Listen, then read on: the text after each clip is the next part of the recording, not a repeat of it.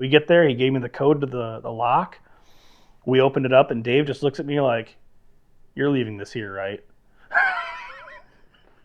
Like, as a friend, I can't let you take this car. And I'm like, "No, dude, it's really good. It actually is. It's really good."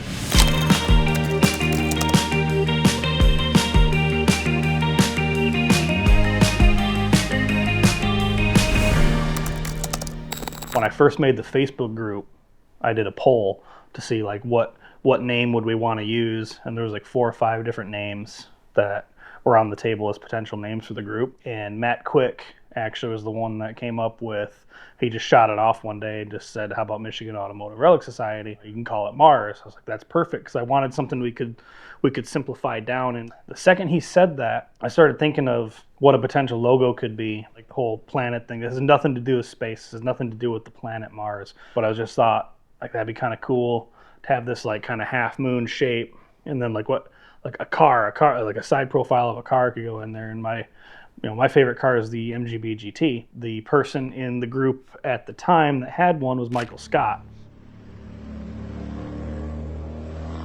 So Michael's MG was a 1972 BGT. He was tearing it apart to kind of make a weekend race car out of it. So when I decided an MGB GT would be the kind of side profile to fit in that half moon shape, and then just simply write Mars over the top of it, I thought, well, I need a side picture of it. Michael had actually taken this picture, and I have no idea where that picture is now. I can't find it. I've looked. That was the picture I used and traced that actually made the digital copy of it for the first time. And that's how it went from, sketch on a napkin to on t-shirts and stickers and plastered all over my car. I've made thousands of Mars stickers.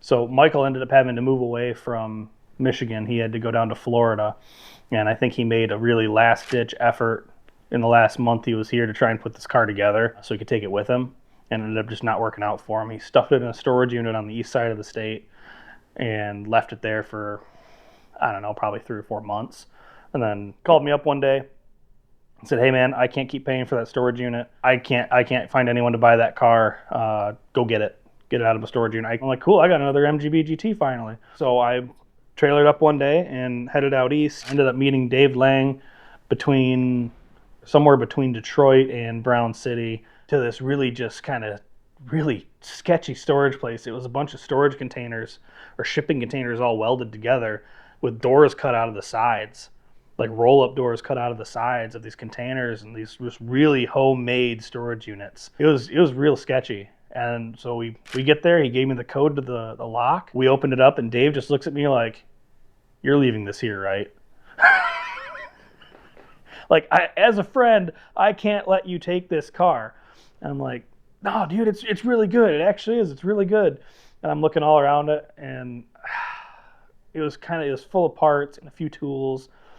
And Michael had asked me to give some of the stuff back, mail some of the stuff back, which it did. But we dragged it up onto the trailer, kind of gave it a once over, and at first glance, one of those like blind to how rotten this thing is, like, "This is cool. I got a GT again. Sweet."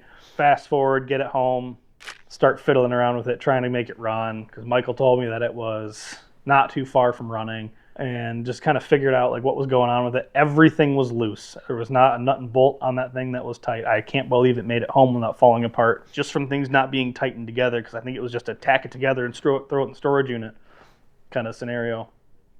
And I mean, we heard the engine pop a couple times and then realized the distributor wasn't even bolted down. When it did, it ran for a few seconds, and then there was oil everywhere. That was, all right, guys, let's all band together and let's make this a race car. And it'll be like once a week we all work on it, and we'll get it to be strong. We'll get it to be a race car. And then I think the first time we sat a chair behind the wheel and pictured it being a race car, I think that seat sank down probably 2 inches, because it's a Michigan car. It was very rusty from the beginning. It was just rotten, and Michael tried to put these fiberglass floorboards in. There was just no structure to the car for them to actually work. It just wasn't going to work. Hearing it creak and feeling that sinking feeling that you shouldn't feel in a car was just kind of the straw that broke the camel's back, and I just started taking parts off of it. at that point. And, took what I could, put some good stuff on the shelf, sent some other stuff back to him, and pushed it out back. Actually ended up selling it for $50. I tried to give it away. Tried to give it to Kalamazoo Johnny, and he wouldn't not pay me for it. He gave me $50 for the car. We dragged it over to his house, and I told everyone for the longest time, like, oh, yeah, it's a chicken coop over on the other side of town now, because it's all it was good for at that point, because it's just this hollowed out shell of an MGB. I don't know how long he had it, maybe a year, and he said, all right, come get it. He ended up bringing it back here for me to take the rest of the parts off of it. So I took the doors and the hatch and the front suspension and pulled out from underneath it. When I got that car back was when I decided, like, man, this thing's going to the scrapyard anyways. So why not cut the side of it off and hang it on the wall? That'd make great art. That'd make a great wall hanger. And it's the Mars logo, and it's the car that I used to trace the original Mars logo from. So it kind of just all ties together in one big circle. All right, so my plan here is, since we're gonna do a YouTube talking series, we need something really cool in the background to look at.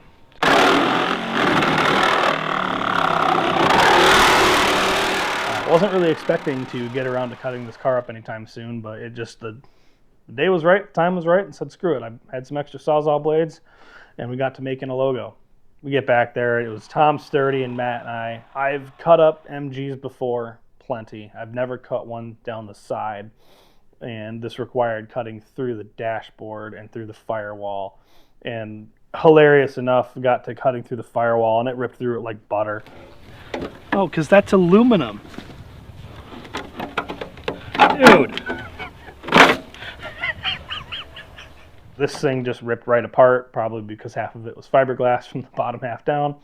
Cut that front corner out, realized that where I wanted to cut at the body line to have it match the logo, that I was gonna have to cut through the door hinges. And of course, being that we're so far away from the garage, I had to run back and forth a bunch of times, get screwdrivers for the hinges, and then the wrong screwdriver. And then finally got so sick of the one bolt that I just cut it off. Cut the roof last. I was really hoping to cut the roof last and have it just flop right off into the snow, and just kind of gently picked it up off and claimed my trophy. Was my side profile of an MGB GT to be able to hang on a wall. Like, I got my car on the wall, and that's cool. I was then forced, against my will, to come up here. This is the upstairs to my garage, and turn this into a talking head studio so we can dive into the Mars archive, start to pull from a lot of the really good stories that I would like to have online, and for some other people to get some good laughs out of, and to kind of really just inspire you to go do stupid car stuff with your friends. What I wanted out of having Mars on YouTube at all was to create Mars Archives, and that is a place where the stories go to sit and to hang out and to be told after the fact. And that's what this is going to be.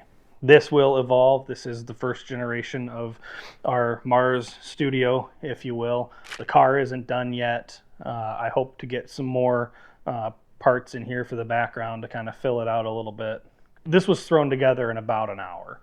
Just cutting the car up and welding it together included. We got the car cut up, and I brought it inside. I was like, cool, we're done. And then the guys were like, no, let's go make a studio, idiot. Okay, fine. So we did. We came up here and we got the ball rolling on this, and I'm really glad we did, because I think this is going to be pretty cool. This is the purpose of Spanners right here. So Spanners is a really great series to kind of get to know people like Tom and people like Dan, who will have some pretty good stories to sit in this chair and tell you, but you'll know who they are, what they drive, why they drive what they drive, and what drives them to pursue this hobby or this lifestyle, however you will. I mean, it's a blend of it's what makes you tick, and it's a blend of, you mold it into your everyday life so much, and I think that's important to share. Why? Oh man, I'm really excited to sit in that chair and listen to Jager tell me the story about him trying to come back to Michigan to get some of his vehicles to take back down south. Those are always good adventures. They never go according to plan. And those stories basically write themselves. You can't make this stuff up. David Lang is going to sit in this chair and talk your damn ear off, and it's going to be amazing. And he won't even sweat it. He's just going to sit here and he's going to push play in the back of his head on a Lemon story or a Round Headlamp story, Joe almost dying from carbon monoxide poisoning somehow, the 2019 Round Headlamp Rally story when they won the first one. That's going to be a really good one.